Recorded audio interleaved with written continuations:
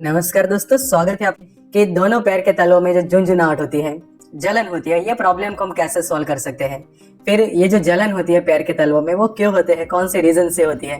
फिर कौन सी दवाइयाँ उसके लिए प्रिस्क्राइब की जाती है। तो डिटेल में स्टडी करते हैं आज के लेक्चर के अंदर और जानते हैं कि किस तरह से ये प्रॉब्लम को हम सॉल्व कर सके। तो ऐसे ही समझे कि आपको डिटेल में सीखना है बहुत सारी दवाइयों के बारे में, कि आप किसी भी बीमारी के बारे में बेसिक सीख पाओगे, उसके सिम्टम्स क्या है, कोजेस, डायग्नोसिस, ट्रीटमेंट और कौन से मेडिसिन वगैरह यूज होती है।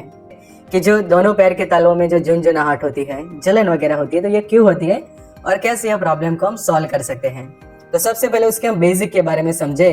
तो मेडिकल टर्म्स के अंदर उसको बर्निंग फीट कहा जाता है। कि जिसके अंदर क्या होता है कि आपके जो फीट होते हैं, पैर के जो तलवे होते हैं, वहां पे आपको बर्निंग सेंसेशन फील होते हैं, एज वेल एज टिंगलिंग जैसा वहां पे आपको फील होता है। जैसे कि यहाँ पे आप डायग्राम में देख रहे हैं, जो स्पेशली जो फीट का रीजन होता है नीचे का, तो ये रीजन में स्पेशली आपको जो है वो जलन होती है, बर्निंग सेंसेशन जैसा फील होता है और झुंझुनाहट होती है, कि जिसको हम शॉर्ट में टिंगलिंग होता है ऐसा कहते हैं। तो उसके सिम्टम्स हम देखें तो सबसे पहले क्या होता है कि जो पैर के तलवे हैं वहाँ पे आपको जलन होती है, तो ये एक मेन सिम्टम है ये प्रॉब्लम का, कि जिसको हम कहते हैं कि बर्निंग सेंसेशन जैसा होना फीट के अंदर। सेकंड सिम्टम्स हम देखें तो टिंगलिंग जैसा फील होता है, कि जो तलवे है वहाँ पे आपको झुंझुनाहट जो है वो होती है। तीसरा सिम्टम हम यहाँ पे देखें तो नीडल प्रिक जैसा आपको फील होता है, कि जैसे कि सुई चुभने जैसा एहसास होता है और कई बार हल्का सा दर्द भी रहता है वहाँ पे, कि जैसे कि कुछ बार वहाँ पे लॉस ऑफ फीलिंग जैसा फील होना, नम्बनेस जैसा फील होता है, बर्निंग सेंसेशन और टिंगलिंग। तो ये मेन सिम्टम्स देखने को मिलते हैं। फिर अब जानते हैं उसके रीजंस वगैरह क्या है। तो सबसे पहला रीजन ये है कि जो हमारे लेग्स होते हैं या फिर जो हमारे फीट होते हैं, वहाँ के जो एरिया की जो न्यूरॉन्स होती है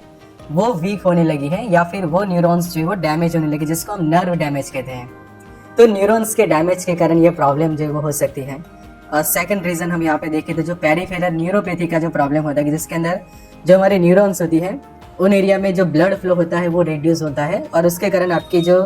न्यूरॉन्स होती है वो डैमेज होने लगती है। जिसको सिंपल हम कहें तो न्यूरॉन्स का जो है वो डैमेज होना, और न्यूरॉन्स के डैमेज होने से भी ये प्रॉब्लम जो है वो हो सकती है, कि जिसको हम पेरिफेरल न्यूरोपैथी कहते हैं मेडिकल टर्म्स के अंदर।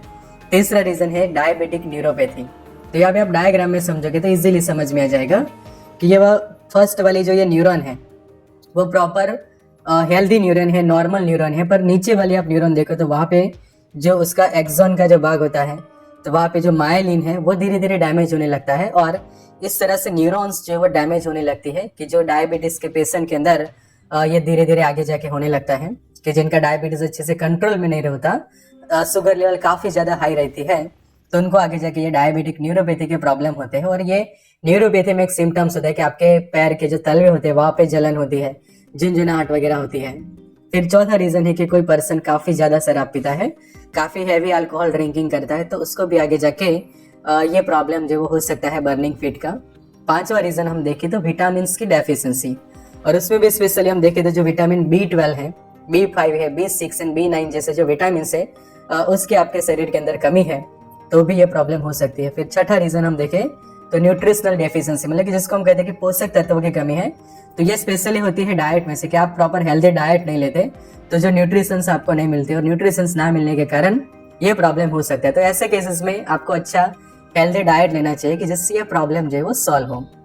नेक्स्ट जो रीजन है वो है हाइपोथायरॉयडिज्म, मतलब कि जो अंडर एक्टिव थायराइड ग्लैंड हम कहते हैं, कि आपके थायराइड ग्लैंड जो है वो प्रॉपर मात्रा में थायराइड हार्मोन रिलीज नहीं कर रही, तो भी ये प्रॉब्लम जो है वो हो सकता है। फिर जो TTS का जो प्रॉब्लम हम कहते हैं, जिसको मेडिकल टर्म में टार्सल टनल सिंड्रोम कहा जाता है,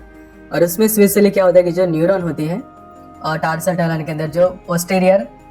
टिबियल नर्व होती है वो अच्छे से काम नहीं कर रही है, वो धीरे धीरे डैमेज होने लगी है, तो भी आपको ये सिम्टम जो है वो डेवलप होता है, कि जिसके अंदर आपके तलवों में जलन होती है, दर्द सा महसूस होता है, झुंझुनाहट वगैरह होने लगती है। नेक्स्ट है क्रोनिक किडनी डिसीज के जो पेशेंट होते हैं, जिनके किडनीज धीरे धीरे खराब होने लगी है और GFR की जो वैल्यू है उनके रिपोर्ट्स में काफ़ी कम आ रही है, तो उन लोगों को भी ये प्रॉब्लम हो सकती है। और ना एक और रीज़न हम देखें तो जो HIV एड्स के जो पेशेंट होते हैं उनके अंदर भी ये सिम्टम देखने को मिला है, बिकॉज उसकी जो दवाइयाँ होती हैं उनके साइड इफेक्ट के कारण भी पैर के तलवों में जलन होती है। तो अब बात आती है कि डायग्नोसिस कैसे किया जाए, कि यह प्रॉब्लम का जो निदान है वो किस तरह से हो सकता है। तो सबसे पहले जो है वो जरूरी है पेशेंट की मेडिकल हिस्ट्री चेक करना, कि पास्ट में उनसे कौन सी दवाइयाँ यूज़ की थी, कौन सी बीमारी है उसको। तो प्रॉपर जब पेशेंट काउंसलिंग होते हैं तो वहाँ पे आपको रीजंस वगैरह पता चलते हैं ये प्रॉब्लम होने के। सेकंड, फिजिकल एग्जामिनेशन वहाँ पे काफ़ी ज़रूरी बनता है कि स्पेशली आप जहाँ पे जलन हो रही है वो एरिया में प्रॉपर एक फिजिकल एग्जामिनेशन होता है, तो उससे जो है वो रीज़न पता लगा सकते हैं आप। तीसरा, जो पेशेंट के साइन एंड सिम्टम्स है कि जब आप उसके साथ काउंसलिंग करते हैं, बातचीत करते हैं, तो उस वक्त ये पता चलता है कि कौन सी रीज़न से प्रॉब्लम हो रही है। फिर ब्लड एंड शुगर, ब्लड के अंदर जो शुगर होती है उसका टेस्ट कराना जरूरी है कि जिसको हम ब्लड शुगर टेस्ट करते हैं, या फिर यूरिन के अंदर भी कितनी शुगर आ रही है वो भी टेस्ट कराना जरूरी है। बिकॉज जैसे हमने देखा कि डायबिटीज़ के जो पेशेंट के अंदर भी एक सिम्टम डेवलप होता है और कई बार कुछ लोगों को पता भी नहीं होता, उनकी शुगर लेवल जो वो बढ़ने लगती है, तो उस वक्त जरूरी है कि उसका शुगर लेवल जो वो प्रॉपर टेस्ट करके चेक करना, कि जिससे एक रीज़न हमें पता चले। फिर अब बात आती है ट्रीटमेंट की कि ये प्रॉब्लम को सॉल्व कैसे किया जाए। तो ट्रीटमेंट के हम अलग अलग ऑप्शंस देखते हैं। तो सबसे पहले क्या करना है, तो ठंडे पानी के अंदर जो वो पैर को रखना है, कि जैसे आप यहाँ पे आप देख रहे हैं कि एक टब के अंदर आपको अच्छे से पानी भरना है और फिर आपके पैर जो दिन में 2 या 3 बार उसके अंदर रखने होते हैं, कि जिससे आपको जो काफ़ी राहत मिलती है प्रॉब्लम के अंदर। तो जिसको हम कहते हैं कि कोल्ड वाटर बाथ लेना, स्पेशली फीट के लिए। सेकंड, यहाँ पे ऑप्शन बनता है कि उसी पानी के अंदर अब आप डालते हैं इप्सम सॉल्ट, कि जिसको हम कहते हैं मैग्नीशियम सल्फेट जो कहा जाता है, कि उसको आप उसके अंदर मिक्स कर सकते हैं और फिर सेम आपके पैर जो उसके अंदर रखने हैं, कि जिससे भी ये प्रॉब्लम के अंदर काफ़ी ज़्यादा जो है वो राहत मिलती है। और ये दिन में 1 बार या फिर वीक में 1 बार आप कर सकते हैं। तीसरा ऑप्शन यहाँ पे बनता है कि उसी तरह से जो एप्पल साइडर विनेगर आता है उसका जो सॉल्यूशन होता है, कि ये समझे कि आप 1 ml जितना या फिर 10 ml जितना लेते हैं और उसको थोड़े से पानी के अंदर या फिर टब के अंदर या फिर कोई बॉल के अंदर आप मिक्स कर दें और फिर उसके अंदर आपके पैर जो वो भिगोते हैं, तो भी ये प्रॉब्लम जो धीरे धीरे ठीक होने लगती है। और ये जो है वो वीक में 1 ही बार करना चाहिए, ज़्यादा बार आपको ये प्रोसेस जो है वो नहीं करनी है। नेक्स्ट ऑप्शन हम यहाँ पे देखें कि टर्मेरिक की पेस्ट है वो आपको लगानी है, कि जो तलवों के आसपास है और ऊपर का जो भाग है वहाँ के हल्दी जो है टर्मेरिक है उसकी पेस्ट वहाँ पे लगानी है, कि जिससे भी ये प्रॉब्लम जो वो सॉल्व होने लगता है।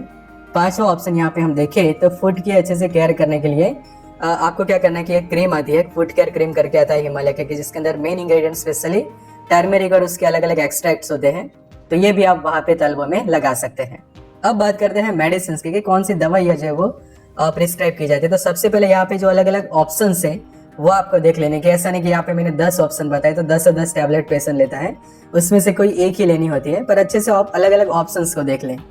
तो सबसे पहला जो ऑप्शन रहता है वो है मैकोनर फॉर्ट के टैबलेट का, कि जो यहाँ पे प्रिस्क्राइब की जा सकती है, कि जिसका डोज रहता है कि 1 कैप्सूल लेनी होती है पर डे, और जब तक ये प्रॉब्लम सॉल्व ना हो तब तक ये पेशेंट जो ले सकता है, कि मान लो 30 दिन तक, 60 डेज तक या फिर उससे भी ज़्यादा समय तक ये कैप्सूल जो वो पेशेंट खा सकता है। दूसरा ऑप्शन यहाँ पे बनता है ऑप्टिन्यूरन फॉर्ट के टैबलेट है, कि जिसके अंदर विटामिन बी कॉम्प्लेक्स और B12 रहते हैं, कि जैसे हमने यहाँ पे देखा कि एक स्पेशली रीज़न बनता है कि जो न्यूरॉन्स कमजोर होने का विटामिन की डेफिशिएंसी के कारण, तो वो प्रॉब्लम सॉल्व करेगी ये टैबलेट्स। तो उसका भी डोज सेम रहेगा कि 1 टैबलेट जो दिन में 1 ही बार लेनी होती है। तीसरा ऑप्शन यहाँ पे है न्यूरोबियन फॉर्ट के टैबलेट का, कि वो भी सेम डोज में ली जाती है। फिर चौथा ऑप्शन हम देखें तो न्यूरोबियन प्लस की भी टैबलेट आती है, कि अगर आगे वाली मेडिकेशन आपने ट्राई कर ले फिर भी ये प्रॉब्लम सॉल्व नहीं हो रहा, तो एक ये ऑप्शन बनता है न्यूरोबियन प्लस के टैबलेट का, कि जिसका डोज रहता है 1 टैबलेट दिन में 1 ही बार लेनी होती है। 5वां ऑप्शन है यहाँ पे मैक्सियले के कैप्सूल्स का, कि यहाँ पे आप देख रहे हैं कि जिसके अंदर गामा लिनोलिक एसिड रहता है, मैकोबैलामाइन है, विटामिन सी वगैरह है, कि जो स्पेशली न्यूरॉन्स के हेल्दीनेस के लिए जो जरूरी कंटेंट वगैरह है वो यहाँ पे जो वो दिए हुए हैं।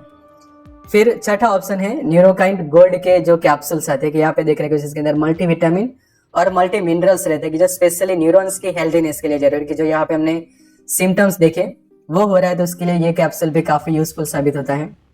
फिर अगर टैबलेट से ठीक नहीं हो रहा पेशेंट को, तो IV थेरेपी या फिर इंट्रामस्कुलर इंजेक्शन के लिए न्यूरोबियन फॉर्ट का इंजेक्शन आता है। पर यहाँ पे ध्यान ये रखना है कि जब भी ये इंजेक्शन को IV में लगाया जाता है तो प्रॉपर जो उसको डाइल्यूट करके ही लगाया जाता है जब भी IV में लगता है, और 1 वीक में सिर्फ 1 ही इंजेक्शन जो वो लगाना चाहिए। मल्टीपल इंजेक्शन लगाने से साइड इफेक्ट या फिर और ज़्यादा कॉम्प्लिकेशंस हो सकते हैं, बिकॉज एक्सेसिव विटामिन से भी साइड इफेक्ट्स होती है, तो ये आपको खास ध्यान रखना है। फिर इसी का एक अलग ऑप्शन बनता है, वो है न्यूरोकाइंड गोल्ड के इंजेक्शन, जिसके अंदर पायरिडोक्सिन हाइड्रोक्लोराइड है, निकोटिनामाइड है और मैकोबैलामाइन उसके अंदर प्रेजेंट है। तो ये भी सेम तरीके से लगता है, वीक में 1 ही बार ये इंजेक्शन लगाना चाहिए। फिर आगे ऑप्शन बनता है कि अगर न्यूरॉन्स के कारण पेन भी हो रहा है आपको काफ़ी ज़्यादा, कि तलवों में जलन भी हो रही है और झंझनाहट के साथ साथ वहाँ पे दर्द भी रहता है, कि जैसे हमने बात की कि सुई चुभने जैसा एहसास होता है, काफ़ी ज़्यादा दर्द भी रहता है वहाँ पे, तो उस वक्त ये रेसनर प्लस के टैबलेट जो पेशेंट को प्रिस्क्राइब किए जा सकते हैं, जैसे कि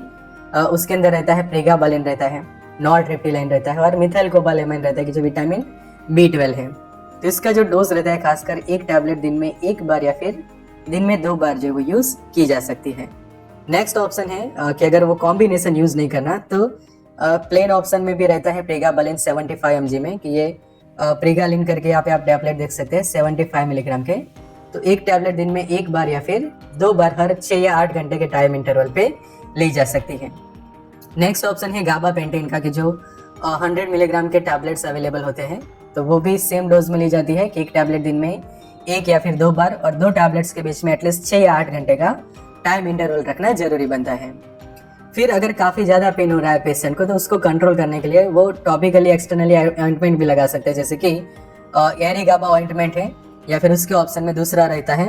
प्राइलॉक्स करके रहता है, कि जिसके अंदर लिग्नोकेन और प्राइलोकेन खासकर रहता है, और ये दिन में 2 या 3 बार पेशेंट जो वो लगा सकता है। तो अब बात करते हैं कि कैसे प्रिस्क्राइब की जा सकती है। तो सबसे पहले कोई ऐसे टैबलेट के जिसके अंदर B12 वगैरह है, B5 है, B6 वगैरह विटामिन है,